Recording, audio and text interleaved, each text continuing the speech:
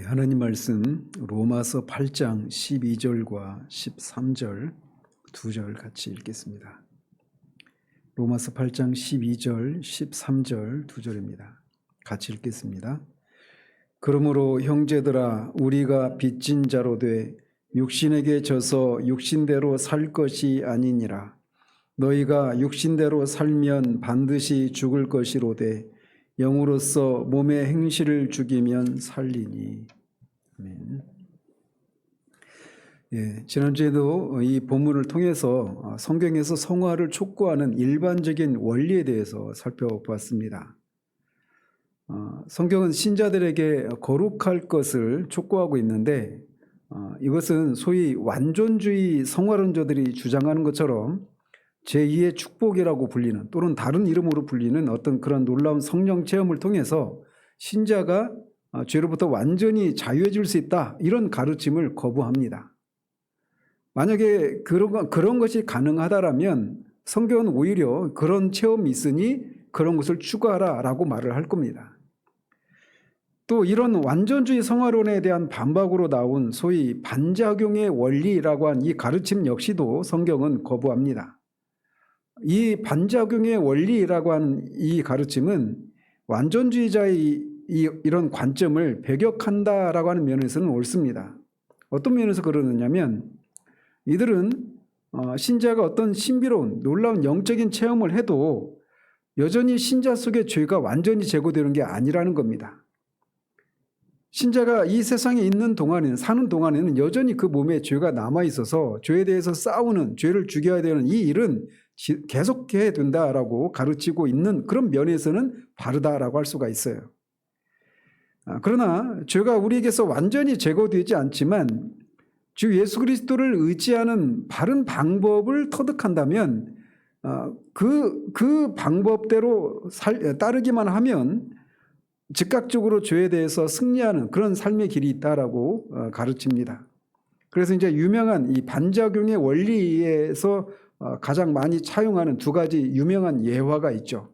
부직갱이 예화와 구명대 예화라고 하는 것입니다. 그래서 부직갱이가 평상시에는 그냥 단단한 그런 쇠 막대기지만 이거를 불 속에 집어넣으면 이게 달궈져서 이게 연하게 휘고 모양을 마음대로 할 수 있는 것처럼 그런 상태가 되었다가 이거를 불에서 빼면 다시 원래대로 돌아오지 않습니까? 그런 것처럼 우리가 예수 그리스도 안에 거하면, 특별히 그들이 즐겨 사용하는 본문이 요한복음 15장에 있는 포도나무 가지 비유입니다. 포도나무와 가지의 비유. 그래서 너희가 내 안에 거하면 많은 열매를 맺게 된다라고 한 이 주님의 말씀을 그들이 이제 그 예화를 사용하면서 그 본문을 즐겨 이용하고 있는데, 거기서 말하고 있는 것처럼 내가 예수님 안에 거하기만 하면, 그래서 그 거하는 상태에서 떠나지 않으면 늘 죄에 대해서 승리하는 삶을 살 수 있다, 이렇게 가르칩니다. 마찬가지로 구명대 예화를 통해서도 그런 가르침을 그렇게 이제 증명하려고 하죠.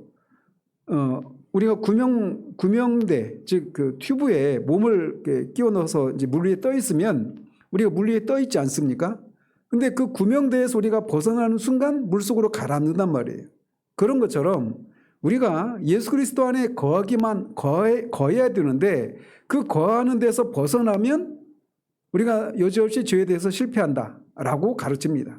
그럼 예수님 안에 거하는 방법이 뭐냐? 내가 스스로 죄를 이기려고 하는 이런 삶을 사려고 하는 모든 노력을 멈추라는 겁니다. 이걸 모두 멈추고 나는 아무것도 할 수 없고 늘 실패합니다.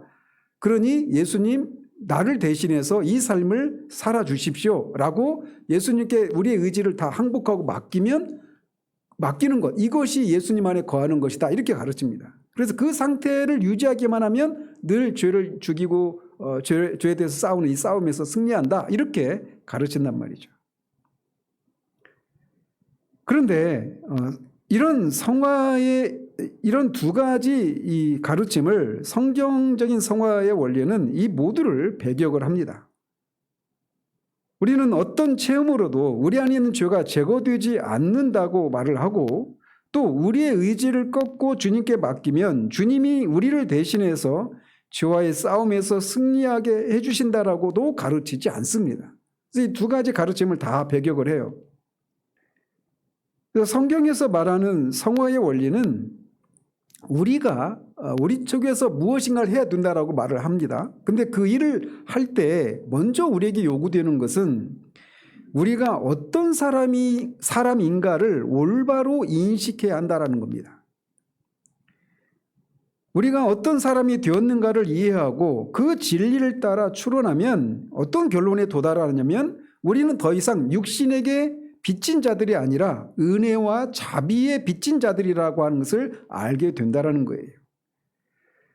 그래서 우리가 육신에게 져서 육신대로 살아서는 안 되는 사람이다라고 말을 하고 있는 겁니다. 더 이상 육신에 속하지 않은 자가 육신에 져서 육신을 따라 사는 것은 어리석은 것이고 일관성도 없는 그런 것이라고 가르치는 거예요. 신약은 언제나 성화에 관해서 이런 방식으로 가르칩니다. 신약은 우리가 성화를 이루기 위해서 어떤 놀라운 영적인 체험을 해야 된다라고 가르치지 않아요. 물론 그런 것이 있습니다. 나중에 이제 후반부에서 살펴보겠지만. 그러나 그런 것을 경험을 해야만 비로소 우리가 성화를 이룰 수 있다. 이렇게 가르치지 않아요. 신약의 성화 교리는 우리에게 내가 아무것도 할 수 없다는 것을 알고 그 모든 것을 주님께 맡겨라. 이런 식으로도 가르치지 않습니다. 오히려 이치를 따져서 우리의 새로워지고 영원한 신분에 맞게 행동해야 한다라고 촉구합니다. 이미 그리스도인이 되었는데 그리스도인이 아닐 때와 똑같이 살아가는 것은 어리석은 것이고 이치에도 맞지 않는다. 이렇게 논리에 호소를 하고 있어요. 그래서 신약의 성화 교리는 하나의 논증이라고 할 수가 있습니다. 우리의 이치에 호소하는 거예요. 따라서 그리스도인임에도 불구하고 계속해서 육신 아래서 살아가는 것은 매우 어리석고 우스운 일입니다. 왜냐하면 신자는 더 이상 육신에 있지 않기 때문에 그래요. 9절에서 말하고 있는 것처럼 우리는 더 이상 육신에 있지 않고 영에 있기 때문에 육신을 따라 행해서는 안 되는 겁니다. 모든 신자는 더 이상 육신에 있지 않고 영에 있습니다. 즉 성령의 다스리시는 그 영역 안에 있어요. 모든 신자들은. 그렇기 때문에 더 이상 옛날의 삶의 방식처럼 육신을 따라 살아서는 안 된다. 이것이 신자에게 성화를 촉구하는 첫 번째 원리예요. 그는 그 육신을 따라 사는 그 영역에서 벗어나서 이제 성령의 영역으로 옮겨진 사람이 그리스도인이에요. 그리고 누차 말씀드리지만 이것은 모든 그리스도인에게 해당되는 사실입니다. 이것이 우리의 새로운 신분이기 때문에 그 새로운 신분에 맞게 살아야 한다. 이것이 우리가 육신을 따라 살지 말아야 할 첫 번째 이유라고 할 수가 있습니다.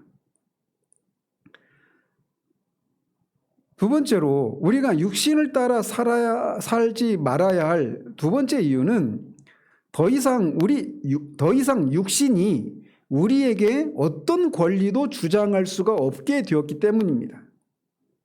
로마서에서 특별히 우리가 어디에 있다 또는 어디에 없다 이 얘기는 우리가 어디에 무엇의 지배를 받고 있다 또는 받고 있지 않다 이런 의미로 말을 합니다.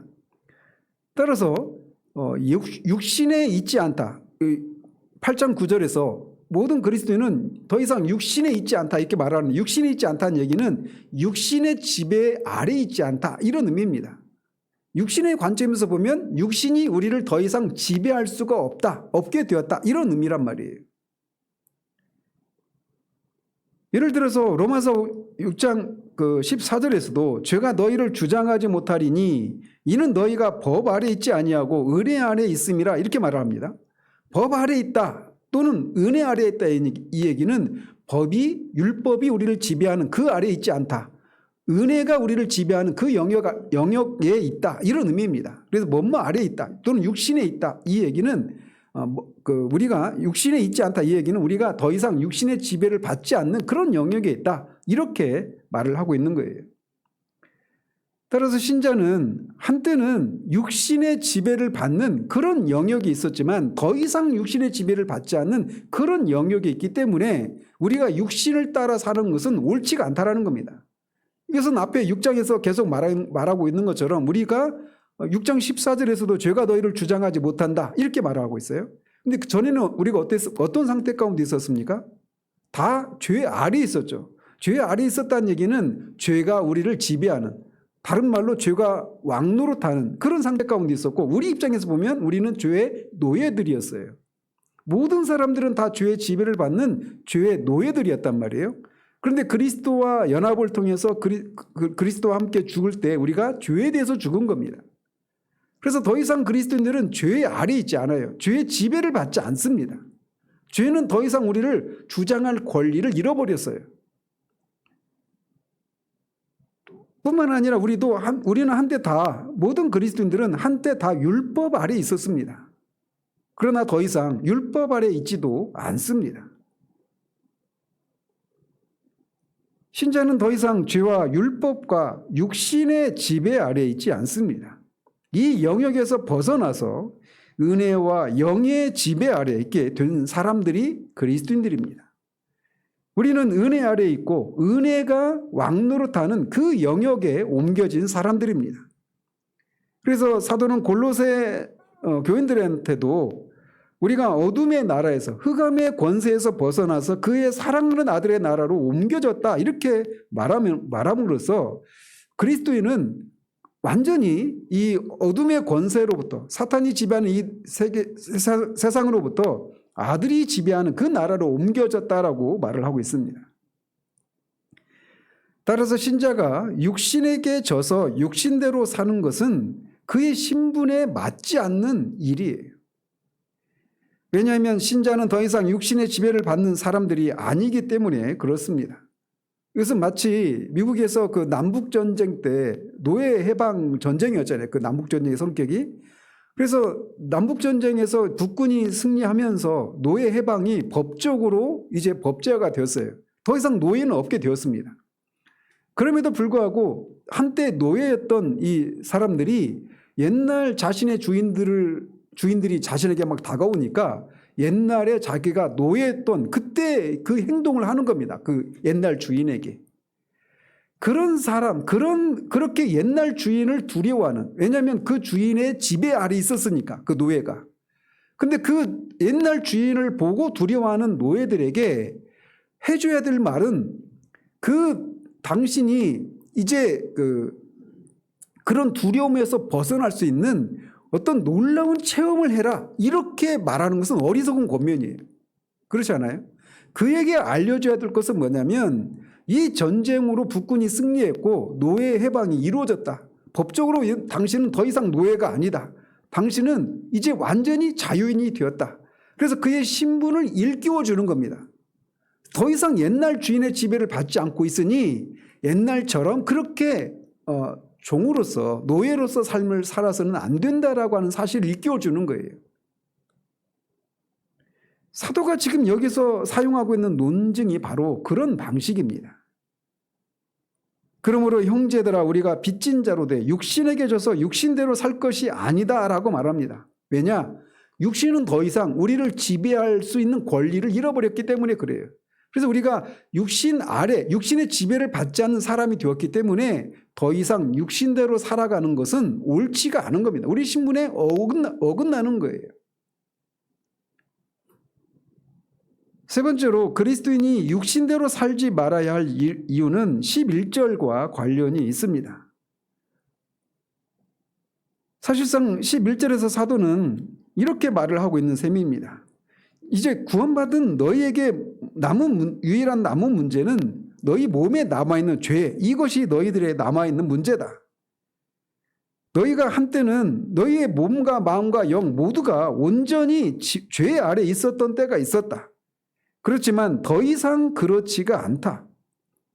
그리스도께서 너희 안에 거하시면 몸은 죄로 말미암아 죽은 것이지만 영은 의로 말미암아 살아있는 것이다. 이렇게 말합니다. 즉 그리스도인인 너희는 이제 그리스도 안에 있고 그리스도와 함께 죽고 그리스도와 함께 부활하고 그리스도와 함께 하늘 보좌에 앉혀진 바 되었다. 이것이 너의 현재 너의 신분이다. 이렇게 말을 합니다. 그럼에도 불구하고 죄가 너희 죽을 몸에 여전히 남아있다.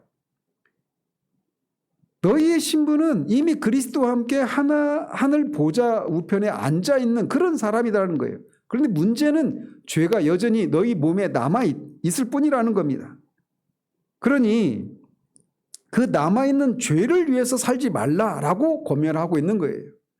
너희의 신분은 하늘 보좌에 앉아있는 그런 예수 그리스도와 함께 하늘 보좌에 앉혀진 바 되어 있는 것이 너희의 신분이니까 그 신분에 맞게 너희 몸에 남아있는 죄를 위해서 살지 말라, 몸을 위해서 살지 말라라고 말하고 있는 겁니다. 생명인 영에 대해서 살고 자유를 누리라고 그렇게 말을 하고 있는 겁니다. 그래서 여전히 신자의 몸에 남아있는 죄에 대해서 계속해서 싸워야 되지만 이 싸움, 죄에 대한 이 싸움도 여전히 이 세상에 있는 동안에만 있게 될 싸움이라고 하는 것을 잊지 말아라. 그러니까 육신을 위해서 살지 말아라. 이렇게 권면을 하고 있는 거예요. 더 나아가서 그리스도인이 육신대로 살지 말아야 할 이유는 신자는 더 이상 사망의 영역에 있지 않기 때문에도 그렇습니다. 너희가 육신대로 살면 반드시 죽을 것이로되 라고 사도가 말합니다. 육신의 생명은 언제나 죽음에 이르게 됩니다. 따라서 우리는 사도는 너희는 사망에 대해서 영업해서는 안 된다. 왜냐하면 너희는 더 이상 사망의 영역에 속해 있지 않기 때문이다 라고 말을 합니다. 영은 의로 말미암아 살아있는 것이니라 라고 말하고 있어요. 너희는 영은 의로 말미암아 살아있지만 너희 몸은 여전히 사망의 영역에 속해 있다. 그렇지만 그럼에도 불구하고 그 몸도 결국은 구원받을 것이다 라고 말을 하고 있어요. 예수를 죽은 자 가운데서 살리신 이의 영이 너희 가운데 거하시는 그의 영으로 말미암아 너희 죽을 몸도 살리시리라 라고 말합니다. 여전히 죽을 몸에 죄가 남아있어서 죄에 대해서 싸워야 되는 이것은 현재 너희들이 해야 될 일이지만 그런 것도 잠깐뿐이라는 것입니다. 그러니까 잠깐 동안 이 남아있는 몸, 이 신자의 몸 안에 죄가 남아있지만 이 몸도 결국은 너희 영처럼 영어롭게 될 거라는 거예요. 그런데 잠시 동안 이 몸을 입고 있는 동안에는 여전히 그 몸에 죄가 남아있을 것이라는 거예요. 그렇지만 그 몸에게 양보하지 말라라는 겁니다. 그 몸의 행실을 따라 살지 말라라는 거예요. 왜냐? 이 몸도 결국은 영화롭게 될 것이니까. 그리고 그 몸은 죽을 몸이라는 겁니다. 그러니까 죽을 몸인데 그 몸의 욕구를 따라서 몸이 요구하는 대로 살지 말라 이렇게 말을 하고 있는 거예요. 그 몸도 결국엔 구원받을 것이고 몸과 마음과 영이 온전히 죄에서 해방될 날이 올 것이다. 우리 주님처럼 완전히 영화롭게 될 날이 오고 있다. 그러니 잠시 동안 너희 몸에 남아있는 그 몸이 너에게 원하는 대로 그렇게 몸의 행실을 따라 육신의 대로 그렇게 살지 말라 이렇게 권면하고 있는 거예요. 우리가 이 세상에서 그렇지 않습니까? 이제 죽을 날이 얼마 남지 않은 이런 힘을 잃어버린 그리고 결국은 죽게 될 어떤 사람의 요구를 옛날처럼 그렇게 막 충성을 다하지 않지 않습니까? 그런 이치와 똑같은 그런 논리로 우리가 육신대로 살아서는 안 된다라고 하는 것을 말하고 있는 겁니다. 바울의 이 다섯 번째 논증, 즉 육신을 따라 살지 말아야 될 이 다섯 번째 이유는 우리 안에 거하시는 육신을 따라 살아가는 것은 우리 안에 거하시는 성령을 슬프게 하는 것이기 때문이다라고 말을 하고 있는 겁니다. 9절에서 만일 너희 속에 하나님의 영이 거하시면 너희가 육신에 있지 아니하고 영에 있나니 라고 말합니다. 여기서 말하고 있는 것처럼 모든 그리스도인들 안에는 성령께서 내주하고 계십니다. 그러므로 우리가 육신을 따라서 살아가는 것은 단지 그냥 하늘에 계신 높이 계신 그 하나님의 마음에 아픔을 드리는 이런 정도가 아니라 우리 안에 거하시는 성령을 슬프게 하는 그런 일이 되는 거예요. 성령과 육체는 서로 대적합니다. 갈라디아서 5장 17절에서 육체의 소욕은 성령을 거스르고 성령의 소욕은 육체를 거스른다라고 말합니다.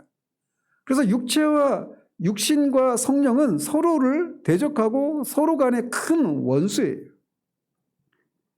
따라서 성령이 우리 안에 거하신다라면 우리가 성령을 따라 살아야지 육신대로 사는 건, 즉 성령의 원수인 육신을 따라 살아가는 것은 우리 안에 거하시는 성령을 슬프게 하는 것이다 라고 말을 하고 있는 거예요. 사도의 논증은 이런 식으로 성화를 권면을 하고 있는 겁니다.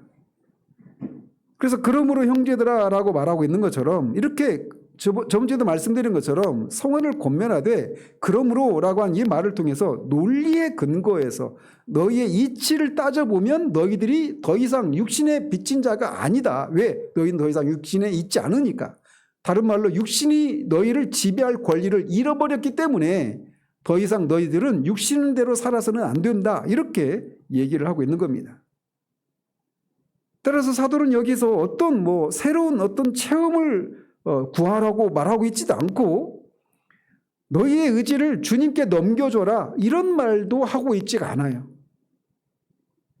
그것은 우리의 이지와 우리의 지성과 이치로 따져보고 생각해서 그 이치를 따라서 도달한 어떤 추론, 어떤 결론을 따라서 그 결론에 맞는 삶을 살라 이렇게 말하는 것이 성경이 우리에게 성화를 촉구하는 일반적인 원리라는 겁니다. 따라서 이런 결론에 우리가 도달하게 됩니다. 즉 사도는 아주 분명하게 성화를 이루는 방식은 그리스도인들인 우리 자신에 관한 진리를 깨닫고 그것을 실제화하는 방식으로 성화가 이루어진다 이렇게 가르치고 있는 거예요. 그리고 이것은 계속되어야 하는 우리 측에서 우리의 의지를 계속해서 발휘해야 하는 그런 것이라고 말을 하고 있는 겁니다. 그런데 이런 성화의 원리는 사도 바울이 여기 로마서에서만 가르치고 있는 교훈이 아닙니다. 성화를 촉구하고 있는 것은 로마서에서만 성화를 촉구하고 있는 것이 아니에요. 그의 다른 서신들에서도 사도는 이 성화를 촉구하고 있습니다. 그의 편지를 받고 있는 성도들에게. 그뿐만 아니라 다른 사도들 역시 성화를 촉구하는데 이 사도 바울처럼 다른 사도들 역시 성화를 같은 원리를 따라서 성화를 촉구하고 있다는 거예요. 오늘 살펴보려고 하는 것이 바로 이 내용입니다. 왜 이런 내용이 중요하냐면 우리는 우리의 삶이라고 하는 것은 우리가 무엇을 믿느냐에 의해서 삶이 따라 나오는 겁니다. 그래서 우리가 믿는 것이 바르고 정통하면 우리의 삶 역시 바르고 정통하게 되어 있어요. 그래서 프락시아라고 하는 이런 라틴어가 있는데 바른 정통은 바른 삶으로 이어진다 이렇게 얘기를 합니다. 그래서 성경에서 우리로 하여금 성화를 이루는 방식이 뭐라고 말하는지 이거를 분명히 알아야만 이 교리를 이 진리를 바르게 알아야만 바른 성화의 실천이 따라 나오게 되어 있는 거예요. 그러니까 다른 말로 말하면 우리는 누구든지 성화를 이루고 싶다, 이루기를 원한다 이렇게 표현을 하지 않아도 다 이런 소망이 있지 않습니까? 지금 현재 이런 신앙의 상태보다 좀 더 내가 더 나은, 더 열심히 있고 더 깊고 더 성숙한 그런 그리스도인이 되고 싶다. 이런 소망이 모든 그리스도인들 안에 있지 않습니까? 그러니까 대부분 이런 식으로 이렇게 표현을 하죠. 성화를 더 높은 수준의 성화를 이루고 싶다. 이렇게까지는 표현하지 않아도 어쨌든 그런 소망이 있단 말이에요. 아까 말씀드린 그런 방식으로 표현하는. 근데 이건 역시 어떻게 하면 내가 성화를 이룰 수 있을까라고 하는 질문과 똑같은 거예요. 근데 그런 소망이 있을 때 우리가 열심을 내라 맞는 말이긴 한데 그 열심을 낸다라고 하는 것이 무엇에 근거해서 그런 열심을 내야 된다라고 하느냐라고 하는 이런 근거를 분명히 알아야만 바른 성장이 있게 된다라는 거예요. 어쨌든 이 사도 바울이나 다른 이제 살펴보게 될 다른 사도들이 성화를 촉구하는 이 일관된 방식들을 살펴보면 공통적으로 뭘 얘기하느냐면 이 완전주의 성화론이나 또는 반작용의 원리를 가르치는 이런 잘못된 교사들이 로마서 7장의 이 실패하는 그리스도인의 삶에서 로마서 8장의 승리하는 그리스도인의 삶이 가능한 어떤 원리가 있다. 이런 것이 얼마나 비성경적인가라고 하는 것을 우리에게 말해주고 있어요. 만약에 이 완전주의 성화론을 주장하는 것이나 또는 반작용의 원리 이 두 가지 가르침이 옳다면 사도는 그가 보낸 이 편지들에서 그의 편지들의 후반부를 기록할 필요가 없었을 거예요. 아마 수많은 그런 권면들이 나오는데 그런 내용을 더 이상 쓸 필요가 없는 거예요. 왜냐하면 그의 서신들의 후반부마다 우리는 이 사도가 방금 말씀드린 이 8장에서 말하고 있는 이 성화의 원리들을 바울 사도와 또 다른 사도들의 서신서의 후반부에 보면 항상 그런 것들을 발견하게 되기 때문에 그렇습니다. 그럼 보통 그런 권면을 하기 전에 그러므로 라고 하는 말로 시작해서 이치적으로 따져나가고 호소하고 권면함으로써 자신이 그러므로 라고 한 이 말 앞에 말했던 그 진술을 실제 행동으로 옮길 것을 촉구하고 있습니다. 그래서 이제 이 8장뿐만 아니라 뒤에서도 사도 바울의 이 편지들 속에서도 이제 이런 것을 볼 수 있는데 먼저는 로마서 12장 1절 2절도 보면 바로 그것을 볼 수가 있습니다.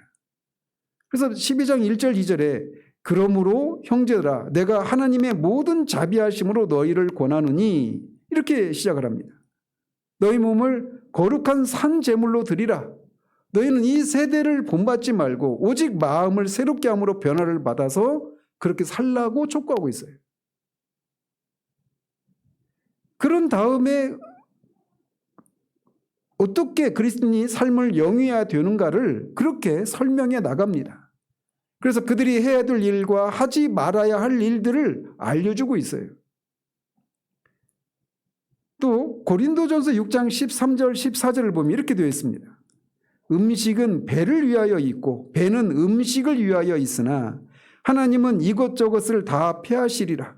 몸은 음란을 위하여 있지 않고 오직 주를 위하여 있으며 주는 몸을 위하여 계시느니라. 하나님이 주를 다시 살리셨고 또한 그의 권능으로 우리를 다시 살리시리라. 이렇게 말하고 있습니다. 그래서 여기서도 똑같은 원리를 말하고 있어요. 뭐냐면 먼저는 그리스도인들에게 어떤 것이 이루어졌는가 이거를 얘기하고 이것에 근거해서 그러니까 너희는 이렇게 살라 이렇게 말하고 있단 말이에요. 6장 15절에서도 보면 똑같은 것이 나옵니다. 너희 몸이 그리스도의 지체인 줄을 알지 못하느냐 이렇게 얘기를 해요. 그러니까 우리 모든 그리스도인의 몸은 그리스도의 지체라는 것입니다. 그런 다음에 어떤 내용을 구체적인 실천사항을 촉구하고 있는 거예요. 그래서 계속 보면 내가 그리스도의 지체를 가지고 창녀의 지체를 만들겠느냐.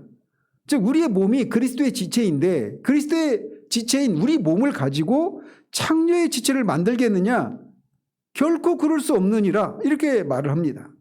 창녀와 합하는 자는 그와 한 몸인 줄을 알지 못하느냐. 일러스되 둘이 한 육체가 된다 하셨나니 주와 합하는 자는 한 영이니라. 이렇게 그리스도인은 그리스도와 한 영이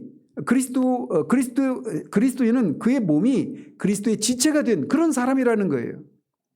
그런데 그리스도와 하나가 되어서 그리스도와 한 영이 된 사람이 그 지체를 가지고 음행을 행해서야 되겠느냐. 이런 논리로 음행을 행하지 말라 이렇게 촉구하고 있는 거예요. 그러니까 음행을 행하지 말라 이건 맞잖아요. 그 자체가 그죠? 근데 음행을 행하지 말라라고 말할 때 그 근거를 음행을 행하면 너희들의 영혼이 얼마나 큰 고통을 겪는지 아느냐? 너희들이 입을 그 손해 때문에 그렇게 하지 말라 이렇게 말하지 않아요. 음행을 행하지 말아야 될 그 근거를 우리 몸이 그리스도의 몸이 되었기 때문에 그 사실에 따르면 너희들이 그 그리스도의 몸으로 어떻게 음행을 행할 수 있느냐 이렇게 말하고 있는 거예요. 즉 이런 구절들에서 볼 수 있는 것처럼 음행을 행하지 않도록 그것을 주께 넘겨라 이렇게 말하고 있지 않습니다. 음행을 행하지 말라고 음행을 행하지 말아라, 음행을 피하라 이렇게 우리에게 권면하고 있는 거예요. 즉 우리가 음행을 행해야 되는 그런 위기가 있을 때 거기에서 도망쳐서 피해야 한다라는 것입니다. 이것은 우리가 해야 될 일인 거예요. 또 6장 19절 20절에서도 너희 몸은 너희가 하나님께로부터 받은 바 너희 가운데 계신 성령의 전인 줄을 알지 못하느냐. 너희는 너희의 것이 아니라 값으로 산 것이 되었으니 이렇게 말을 합니다. 그래서 그리스도인에게 해당되는 이 그리스도의 몸은 앞에서는 그리스도의 지체다 이렇게 말했는데 이번에는 성령이 거하시는 성령의 전이다 이렇게 말하고 있는 거예요. 그러니까 우리 몸이 성전인 겁니다. 그리스도인의 몸은 성전이에요. 성령이 거하시는 전인데 그 몸을 가지고 어떻게 해야 되느냐? 적극적으로 너희들이 그런즉 너희 몸으로 하나님께 영광을 돌리라 이렇게 말을 하는 겁니다. 그러니까 앞에서는 음행을 피하라라고 말할 때는 부정적인 권면을 하죠. 근데 이럴 때는 그리스도의 지체, 너희 몸이 그리스도의 지체이니까 그 몸으로 음행을 행해서는 안 된다. 그래서 음행을 피하라 이렇게 말을 하고 여기서는 이제 그 적극적인 권면을 하는 거예요. 우리 몸이 성령이 거하시는 몸이니까 전이니까 그 우리 몸으로 하나님께 영광을 돌리라 이렇게 말합니다. 성화는 두 가지 측면으로 이루어지죠. 부정적인 측면에서 죄를 죽이는 거, 죄를 피하는 거. 적극적인 측면에서는 이 몸으로 거룩함을 이루는 거. 이렇게 하는데 똑같은 몸으로 한쪽에서는 음행을 피하라 이렇게 말하고 다른 쪽에서는 하나님께 영광을 돌려라 이렇게 말을 해요. 근데 이거 결국 성화잖아요. 근데 성화를 이루는데 원리가 뭐냐? 너희들의 몸이 그리스도의 지체다. 너희들의 몸이 성령의 전이다. 그러니까 그것에 근거해서 그것에 따라서 너희들이 음행을 피하고 하나님께 영광을 돌리는 것은 합당한 이치에 맞는 합당한 것이다. 이렇게 말을 하고 있는 거란 말이에요. 성화의 원리는 항상 이런 식이고 또 이것을 이렇게 할 수 있도록 너희들의 의지를 주님께 맡겨라. 이렇게도 말하고 있지 않다라는 겁니다. 우리가 이것을 해야 된다라고 말하고 있는 거예요. 또 고린도전서 9장 24절에서도 똑같은 원리를 발견합니다. 운동장에서 다름질하는 자들이 다 달릴지라도 오직 상을 받는 사람은 한 사람인 줄을 너희가 알지 못하느냐. 너희도 상을 받도록 이와 같이 다름질을 하라 이렇게 말합니다. 그러니까 다름질하라고 권면하고 있는 거예요. 나는 다름질할 수 없어요 라고 말하면서 주님이 나를 대신해서 다름질을 쳐주세요 이렇게 하라고 말하고 있지 않아요. 다름질을 쳐야 될, 상을 받기 위해서 다름질을 쳐야 될 사람은 우리입니다. 우리가 해야 되는 거예요. 계속해서 이기기를 다투는 자마다 모든 일에 절제하나니라고 말합니다. 그래서 어떤 중요한 경기를 앞두고 있는 운동선수가 그냥 아무 것이나 마시고 먹고 해서는 안 되지 않습니까? 막 밤 늦도록 그렇게 게임을 하거나 이렇게 방탕한 삶을 살고 이래서는 안 되지 않아요? 그래서 중요한 경기를 앞두고 있는 사람은 이렇게 모든 일에 절제를 합니다. 그래서 너무 많이 먹지도 말고 또 술에 취하지 않도록 조심해야 됩니다. 자신을 스스로 통제하고 자신을 절제시켜야 돼요. 근데 이렇게 권면하고 있는데 나는 아무것도 할 수 없어 이렇게 말하지 않는단 말이에요. 내가 스스로 절제해야 합니다. 그들은 썩을 승리자의 관을 얻고자 하되 우리는 썩지 아니할 것을 얻고자 하느라 이렇게 말하면서 계속 이어서 말하기를 그러므로 나는 다름질하기를 향방 없는 것 같이 아니하고 싸우기를 허공을 치는 것 같이 아니하며 내가 내 몸을 쳐 복종하게 한다 이렇게 말합니다. 그러니까 썩지 않을 이 영광을 얻기 위해서 스스로를 절제시키고 이렇게 다름질하는 이런 일들을 우리 스스로 해야 된다라고 권면하고 있는 겁니다. 내가 내 몸을 쳐 복종하게 한다. 이 얘기는 그의 몸을 죽여나간다. 이런 의미입니다. 사도는 결코 고린도 교인들한테 너희 몸을 넘겨줘라. 주님께 넘겨줘라. 이렇게 말하고 있지 않아요. 그는 계속해서 그들이 왜 이런 삶을 살아야 되는가 그 이유를 설명하고 그들이 실제로 의지를 발휘해서 그렇게 하라고 권면하고 있는 겁니다. 오늘 제가 계속 이런 내용을 성경에서 말하고 있는 이런 구절을 계속 살필 거예요. 또 고린도후서 7장 1절에 보면 그런즉 이렇게 시작합니다. 그러니까 그런즉 얘기는 앞에 어떤 교리를 말을 한 겁니다 이미. 그리고 그거에 따라서 그런즉 사랑하는 자들아 이 약속을 가진 우리는 하나님을 두려워하는 가운데서 거룩함을 온전히 이루어 육과 영의 온갖 더러운 것에서 자신을 깨끗하게 하자라고 말합니다. 그래서 앞에서 그런즉 사랑하는 자들 이 약속을 가진 우리는 이렇게 말하고 있어서 사도는 이 앞에서 이 약속 우리가 가진 약속이 무엇인가를 말을 했겠죠. 그리고 나서 그 약속 우리가 가졌다면 따라서 당연하게 자연스럽게 우리가 무엇을 해야 되느냐 이렇게 말을 하고 있는 거예요. 무엇을 해야 되느냐 하나님을 두려워하는 가운데서 거룩함을 온전히 이루어 육과 영의 온갖 더러운 것에서 자신을 깨끗하게 하자 이렇게 말합니다. 그리스도께서 우리를 대신해서 이렇게 육과 몸의 모든 것으로부터 우리가 깨끗하게 될 수 있도록 주님께 그냥 맡겨드리는 주님이 마치 새신사가 되신 것처럼 그렇게 주님께 우리를 맡기는 이렇게 하라고 말하고 있지 않아요. 우리가 해야 되는 겁니다. 또 갈라디아서 5장 16절에 보면 내가 이루노니 너희는 성령을 따라 행하라. 그리하면 육체 욕심을 이루지 아니하리라 라고 말합니다. 그런 다음에 24절에서는 그리스도 예수의 사람들은 육체와 함께 그 정욕과 탐심을 십자가에 못 박았느니라 이렇게 말합니다. 그리스도인들은 정욕과 탐심을 육체와 함께 십자가에 못 박은 사람들이에요. 그러면서 25절에서 말하기를 우리가 성령으로 살면 또한 성령으로 행할지니 이렇게 말을 해서 이 모든 일들을 성령으로 행해야 된다라고 말을 하고 있어요. 그러니까 앞에서 진술해온 이 모든 권면, 이 성화에 대한 이 권면들을 우리가 스스로 해야 되되 이 모든 것을 성령으로 행해야 된다라고 말을 하고 있는 겁니다. 또 에베소서 4장 1절에서도 그러므로 그런즉 이 말을 나온 다음에 어떤 실천적인 권면을 하고 있어요. 그러므로 주 안에서 갇힌 내가 너희를 권하노니 이렇게 말을 합니다. 그러면서 뭐라고 말을 하느냐? 너희가 부르심을 받은 일에 합당하게 행하여 모든 겸손과 온유로 하고 오래 참음으로 사랑 가운데서 서로 용납하고 평안에 매는 줄로 성령이 하나 되게 하신 것을 힘써 지키라 이렇게 말을 합니다. 즉 여기서도 똑같은 얘기를 하는 거예요. 우리가 어떤 사람이 되었는가라고 하는 것을 먼저 그리스도인에게 해당되는 그런 진리를 말한 후에 그것에 근거해서 너희가 스스로 무엇인가를 하라 이렇게 말을 하고 있는 겁니다. 또 그 17절에서도 그러므로 내가 이것을 말하며 주 안에서 증언하노니 이제부터 너희는 이방인이 그 마음에 허망한 것으로 행함같이 행하지 말라 이렇게 말합니다.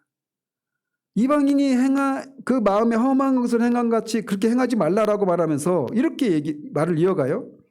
너희는 유혹의 욕심을 따라 썩어져가는 구습을 따르는 옛사람을 벗어버리고 오직 너희의 심령이 새롭게 되어 하나님을 따라 의와 진리의 거룩함으로 지으심을 받은 새 사람을 입으라 이렇게 말을 합니다. 그래서 새 사람을 입는 것, 옛 사람을 벗고 새 사람을 입는 것이 무엇인가를 상세하게 이렇게 권면하는데 이렇게 말을 합니다. 거짓을 버리고 옛 사람을 벗는 거죠. 각각 그 이웃과 더불어 참된 것을 말하라. 이는 우리가 서로 지체가 되면라 이렇게 말을 합니다. 자, 그런데 이 권면을 받은 어떤 사람이 하나 있다고 생각하십시다. 어떤 사람이 있느냐면 나도 거짓을 말하지 말라라고 하는 이 권면을 따라 살고 싶습니다. 그런데 나는 입만 열면 거짓말이 나와요. 나 이 거짓말하고 싶은 유혹을 늘 받습니다. 이런 나는 어떻게 해야 됩니까? 이렇게 묻는 사람이 있다고 우리가 생각해 보십시다.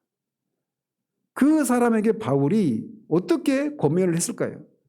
완전주의 성화론에 입각한 사람이나 또는 반작용의 원리 이것을 가르치는 사람이라면 아마 그런 사람에게 이런 식으로 권면을 했을 거예요.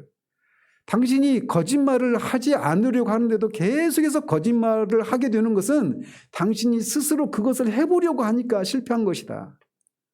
당신이 해야 될 일은 내가 거짓말을 안 하려고 해도 안 할 수가 없습니다. 나는 늘 실패합니다. 그러니 주님 나를 대신해서 내가 날마다 거짓말이 아니라 참말을 할 수 있도록 도와주십시오. 그렇게 하면서 그 모든 노력을 멈추라 이렇게 권면하지 않아요. 사도는.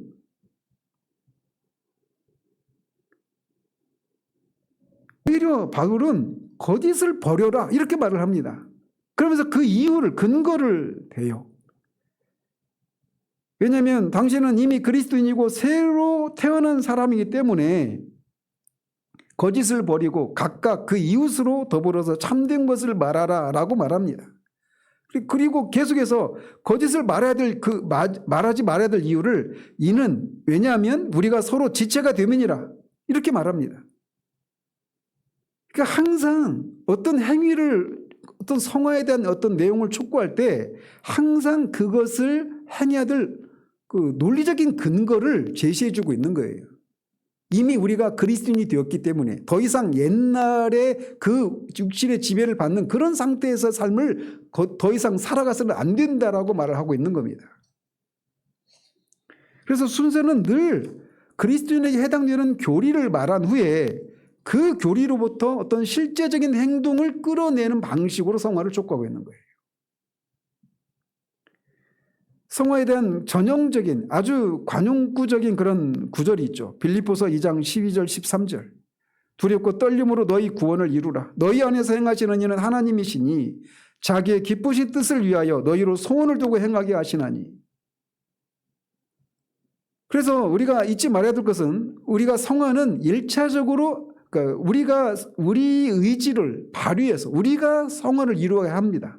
그런데 그렇게 할 수 있는 1차적인 그 동력은 무엇이냐면 우리 안에서 하나님이 일하시기 때문에 그런 삶을 살 수 있는 거예요. 그리고 그런 일을 하도록 우리가 부르심을 받은 겁니다.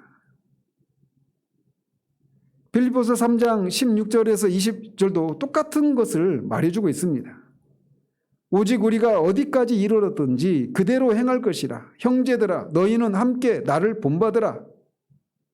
사도는 빌립보 교인들한테 주님께 맡겨라 이렇게 말하지 않고 나를 본받으라 이렇게 말합니다. 영어로는 follow me예요. 나를 따르라, 나를 본받아라 이렇게 말하고 있는 겁니다. 그런 다음에 그리고 너희가 우리를 본받은 것처럼 그와 같이 행하는 자들을 눈여겨보라. 내가 여러 번 너희에게 말하였거니와 이제도 눈물을 흘리며 말하노니 여러 사람들이 그리스도 십자가의 원수로 행하느니라. 그들의 마침은 멸망이요 그들의 신은 배요 그 영광은 그들의 부끄러움에 있고 땅의 일을 생각하는 자라. 오직 우리의 시민권은 하늘에 있는지라. 거기로서 구원하는 자 곧 주 예수 그리스도를 기다리노니 그가 만물을 자기에게 복종하게 하실 수 있는 자의 역사로 우리의 낮은 몸을 자기 영광의 몸의 형체와 같이 변하게 하시리라 이렇게 말을 합니다. 그래서 결국 똑같은 그런 논증을 가지고 성화를 촉구하고 있는 거예요. 우리 그리스도인에게 일어날 해당되는 진리가 무엇인가를 말하고 그것에 근거해서 우리는 더 이상 땅에 속한 자가 아니라 하늘에 속한 자들이니까 우리가 위의 것을 찾아야 된다라고 말하고 있는 거예요. 골로새서 3장 1절에서 10절까지에서도 똑같은 것을 말합니다. 그러므로 너희가 그리스도와 함께 다시 살리심을 받았으면 위의 것을 찾으라. 거기는 그리스도께서 하나님 우편에 앉아 계시느니라. 위의 것을 생각하고 땅의 것을 생각하지 말라. 이렇게 말합니다. 데살로니가전서 4장 1절에서 5절도 똑같아요. 정말로 형제들아 우리가 주 예수 안에서 너에게 구하고 권면하노니 너희가 마땅히 어떻게 행하며 하나님께 기쁘게 할 것을 우리에게 받았으니 곧 너희가 행하는 바라. 더욱 많이 힘쓰라. 우리가 주 예수로 말미암아 너에게 무슨 명령으로 준 것을 너희가 아느니라. 명령입니다. 명령은 해야 되는 겁니다. 하나님의 뜻은 이것이니 너희의 거룩함이라. 곧 음란을 버리고 각각 거룩함과 존귀함으로 자기의 안에 취할 줄을 알고 하나님을 모르는 이방인과 같이 세욕을 따르지 말라라고 말합니다. 디모데전서 6장 11절에서 16절까지도 똑같아요. 오직 너 하나님의 사람아. 디모데를 이렇게 부른 후에 하나님의 사람이 무엇을 해야 된다고 말하고 있지 않느냐면 모든 것을 주님께 맡겨라. 이렇게 말하지 않아요. 그가 하나님의 사람인 디모데가 스스로 해야 될 일이 있다라고 말하고 있는 겁니다. 오직 너 하나님의 사람아 이것들을 피하고 의와 경건과 믿음과 사랑과 인내와 온유를 쫓으며 믿음의 선한 싸움을 싸우라. 영생을 취하라. 이를 위하여 네가 부르심을 입었고 많은 증인 앞에서 선한 증거를 증거하였도다. 이렇게 말합니다. 여기서도 우리가 해야 될 일을 말하고 있는 겁니다.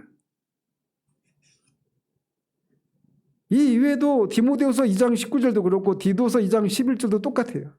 사도의 서신들의 후반부를 보면 항상 권면의 내용이 나와요. 그러니까 성화를 촉구하고 있단 말이에요.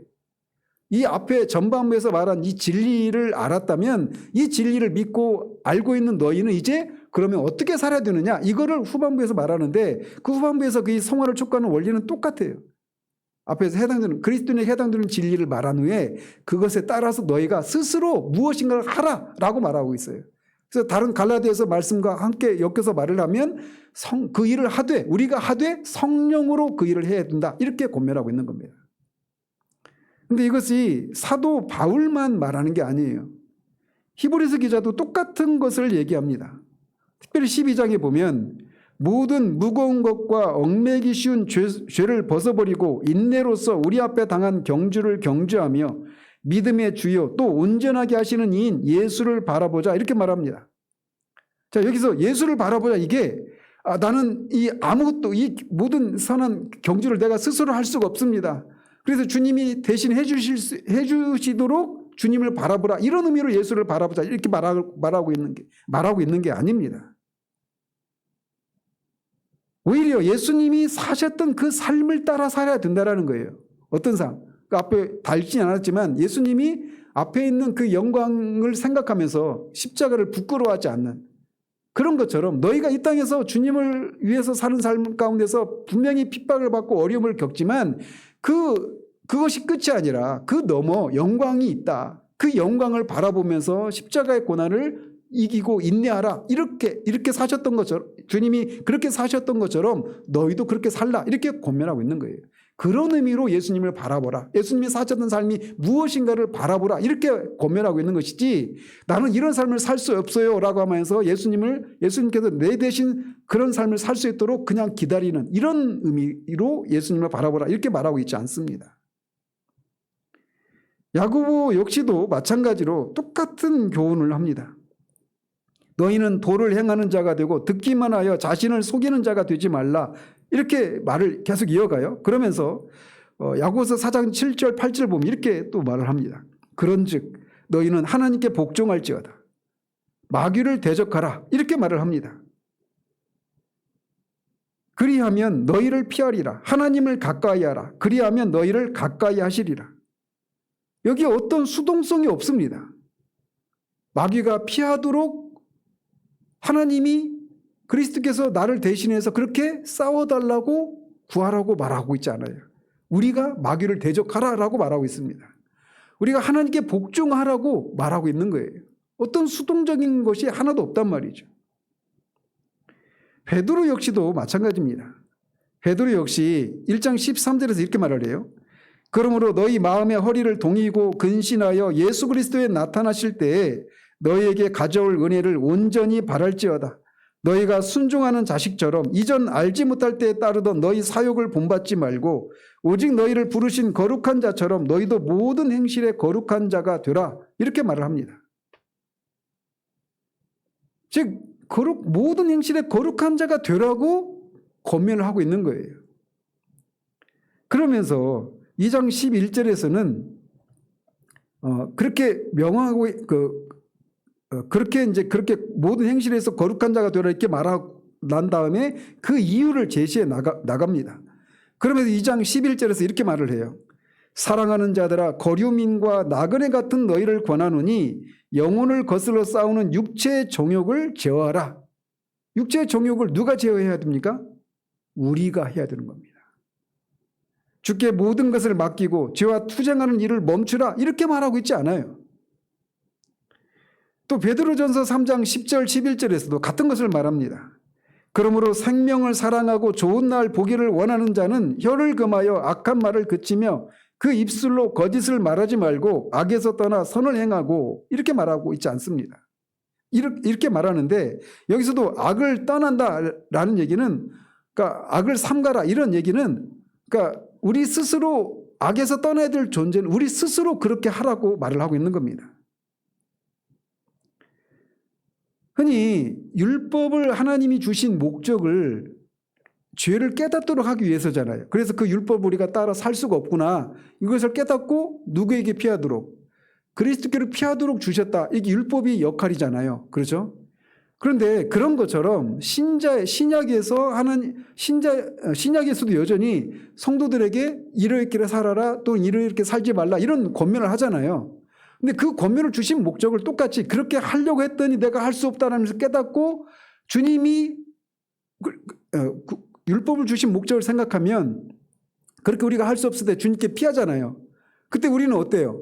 주님께 피한다라는 얘기는 내가 전적으로 할 수가 없다라는 것을 고백하고 주님만을 신뢰하고 주님을 믿을 때 우리가 의롭게 되도록 하기 위해서 율법을 주셔서 이렇게 말하고 있잖아요. 그런 것처럼 신약에서도 이렇게 권면하는 목적이 똑같은 것이다. 이렇게 말을 하는데 잘못된 거라는 거예요. 그 율법을 이렇게 신약에서 말하는 이런 권면을 따라 살려고 하는데 내가 이거 할 수 없구나 하면서 주님께로 피하도록 하기 위해서 그걸 주신 게 아니란 말이에요. 우리가 이것을 우리 쪽에서 능동적으로 해야 된다는 겁니다. 다만 성령을 따라서.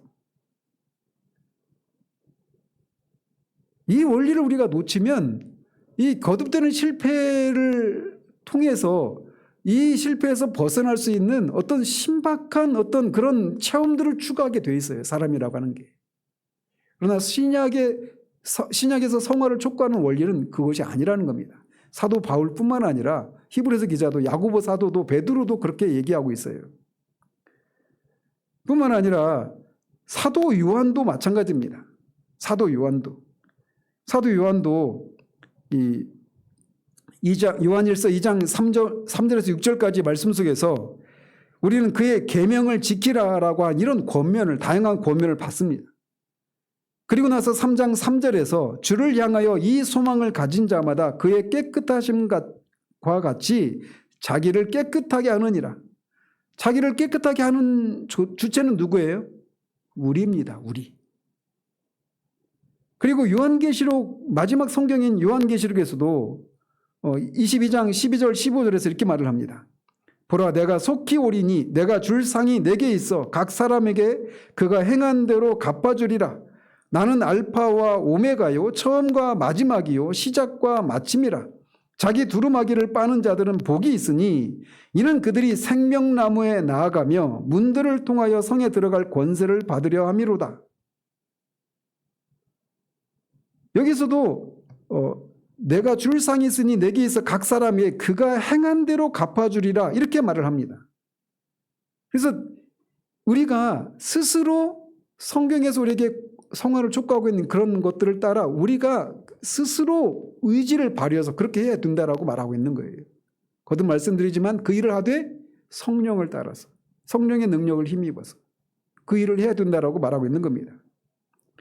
그래서 더 정확하게 말씀드리면 우리 안에서 소나무를 두고 행하시잖아요. 성령께서. 그래서 내가 말씀드렸죠. 아침에 개인적으로 성경을 읽고 큐티 본문 딱 읽고 이 오늘 본문 딱 이제 본문에서 말하는 것을 주의한 다음에 적용을 하는 거죠. 그리고 오늘 거짓말하지 말자 이렇게 읽었어요. 오늘 아침에. 그러면 오늘 하루 종일 이제 거짓말을 하지 않으려고 막 삽니다. 그리고 다음 날은 도둑질하지 말자 막 이런 권면이 나와요. 그러면 그것을 따라 삽니다. 그런 식으로 매일매일 그 그렇게 성화를 이루는 주체가 뭐예요? 누가 그런 일을 하는 겁니까? 내가 오늘은 거짓말하지 말아야지, 내일은 도둑질하지 말아야지, 이런 식으로 이 성화를 이루는 주체, 시작을 내가 하는 것으로 생각하면 안 됩니다. 빌립보서 2장에서 말하고 있는 것처럼 두렵고 떨림으로 너희 구원을 이루라. 왜냐? 너희 안에 거하시는 이가 너희에게 소원을 두고 행하신다라고 말하고 있어요. 그래서 늘 성령께서 우리를 이 성화를 이루려고 하시는 이 영어로 이니셔티브라고 하죠. 이 주도권을 성령께서 쥐고 계십니다. 그래서 성령께서 우리를 거룩함을 이루어가도록 어떤 구체적인 문제를 다루시는 거예요. 그리고 그 일을 우리가 스스로 하는 겁니다. 한정경이 원리에서 말하는 있는 것처럼 난 이걸 할 수가 없어요 하면서 그냥 의지를 주님께 맡겨버리고 아무것도 하는 것이 아니라 우리가 의지를 발휘하는 거예요. 성령께서 우리에게 그런 소망을 주시면 그 소망을 따라서 우리의 의지를 발휘하는 겁니다. 그리고 나서 그 의지를 발휘해서 그 일을 하되 성령의 능력을 힘입어서 그 일을 하는 거예요. 그런 방식으로 우리가 점진적으로 그렇게 성화를 이루어 가는 겁니다. 이것이 성경이 우리에게 말해주고 있는 원리예요. 그래서 지난주와 이번 주에 걸쳐서 우리가 성경에서 말하는 성화의 원리가 이렇게 우리 그리스도인이 어떤 사람인가, 그리스도인에게 해당되는 진리가 무엇인가를 깨닫게 한 후에 그것에 근거해서 이치를 따져서 그러니까 너희는 이렇게 살아라 또는 이렇게 살지 말아라 이렇게 권면하는 거예요. 그래서 그것을 따라서 우리가 우리의 의지를 발휘해서 우리가 그 삶을 살아야 되는데 성령의 능력을 힘입어서 그 삶을 살아가는 겁니다. 이것이 신약 성경이 우리에게 말해주는 성화의 원리예요. 성화를 이루어가는 원리입니다. 자, 그렇다면 여기서 이제 몸의 행실을 죽이라 라고 말하는데 이 몸의 행실은 어떻게 죽여야 되느냐? 이거는 다음 주에 살펴보도록 합니다. 말씀드리고 싶은 건 첫 번째 출발은 뭐예요? 그리스도인에게 해당되는 진리가 무엇인가를 알아야 되는 겁니다. 그래서 요한복음 17장 17절에서 주님이 말씀하고 있는 것처럼 아버지여 저희들을 진리로 거룩하게 해 주시옵소서 이렇게 기도하시잖아요. 그러면서 아버지의 말씀은 진리니이다. 즉 하나님의 말씀을 통해서 그리스도인이 어떤 사람이 되었는가를 아는 이 진리를 알지 못하면 우리는 그런 우리의 신분, 우리의 지위가 무엇인가를 알지 못하게 되죠. 우리의 신분과 지위를 알지 못하면 그 신분에 맞는 삶 역시 살 수가 없는 겁니다. 그래서 첫 번째는 진리를 아는 거예요. 우리가 정말 다른 말로 신자로서 성숙한 그런 그리스도인이 되기를 원한다면 첫 번째 요구되는 건 뭐냐면 진리를 아는 겁니다. 진리를 알지 못하면 우리는 성장을 이룰 수가 없는 거예요. 이 시대가 정해놓은 그리스도인이라고 하면 이러이러한 사람, 성숙한 그리스도인은 이런 어떤 기준들, 우리도 모르게 암묵적으로 가지고 있는 기준들이 있지 않습니까? 또는 한 교회에서도 성숙한 그리스도인이라고 하는 어떤 표지들이 있지 않습니까? 그런데 이게 그 교회 또는 이 시대에 통용되는 그런 기준들이지 성경에서 말하는 그런 기준이 아닐 수 있단 말이에요. 그래서 먼저는 그리스도인은 진리를 알아야 됩니다. 하나님의 말씀이 그리스도인은 어떤 사람이라고 말하고 있는지, 우리가 어떤 사람이 이미 그리스도 안에서 우리가 어떤 사람이 되었는지 이 진리를 알 때 거기에서 우리 안에서 어떤 마음이 생겨납니까? 이 진리를 알 때 우리 안에서 그 그리스도인됨의 영광스러움을 우리가 알게 되죠. 그 영광스러움을 따라서 내가 이미 이런 사람이 되었는데 옛날에 그런 것들을 따라 살아서는 안 되는 거라는 것을 자연스럽게 알게 되는 겁니다. 그러면서 그 삶을 따라 살 때 성령의 능력을 힘입어서 그 삶을 살아갈 때 우리가 점차적으로 그런 거룩함을 이루어가는 거예요. 왜 우리가 거룩함을 그리스도인이 왜 변화되지 않는가? 이것도 한번 지난 몇 달 전에 오후 예배 때 한번 말씀을 전한 적이 있죠. 그리스도인은 반드시 변화되게 되어 있습니다. 변화되지 않는 그리스도인은 있을 수가 없어요. 그리스도인은 반드시 변화되게 되어 있습니다. 성장의 속도는 사람마다 차이가 있을 수 있지만 그리스도인은 반드시 변화되게 있어요. 사람 안 변해? 아닙니다. 그리스도인은 변합니다. 왜냐하면 우리 안에 계신 분이 성령이시고 우리를 그렇게 변화된 거룩한 사람으로 빚으시기 위해서 우리를 구원하셨기 때문에 이 목적은 반드시 이루어집니다. 그 원리를 우리가 바르게 알아서 그런 소망을, 거룩함을 이루어가는 일에 있어서 많은 진보가 있기를 바라요. 우리 시대는 예수를 믿는 것이 이 땅에서 액을 면하고 복을 구하는 완전히 이교도적인 그런 거짓된 가르침이 넘쳐나는 시대를 살고 있습니다. 하나님 우리를 구원하신 목적은 내가 거룩하니 너희도 거룩하라. 이것이 우리를 구원하신 목적이에요. 그것을 위해서 거룩함을 이루는 이 원리를 성경을 통해서 우리가 살펴봤던 것처럼 이 원리를 쫓아서 거룩함을 이루어 나가는 그런 우리들 되기를. 그래서 거룩함을 이루어서 하나님께 영광을 돌리는 그런 우리들 되기를 바랍니다. 기도하겠습니다. 하나님 아버지, 이 신약 성경에서 말하고 있는 성화의 원리를 말씀을 따라서 우리가 이 저녁에 살펴봤습니다. 하나님 정말 성경이 우리에게 말해주는 성화를 이루도록 하기 위해서 우리를 촉구하고 있는 이 교훈을 살펴보면 언제나 우리 그리스도인이 어떤 사람이 되었는가를 먼저 일깨운 후에 그 존재에 따라 그런 존재가 되었으니 이제 너희가 이런저런 삶을 살라라고 촉구하고 있는 것을 봅니다.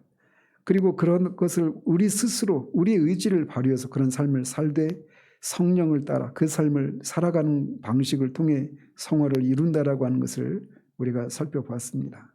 이 원리를 우리가 바르게 알아서 우리가 예수를 믿고 구원받은 우리가 정말 한 해 한 해 지나가면서 더욱더 거룩함을 이루어가는 그런 우리들 될 수 있도록 도우시기를 원합니다. 예수 그리스도 이름으로 기도합니다. 아멘.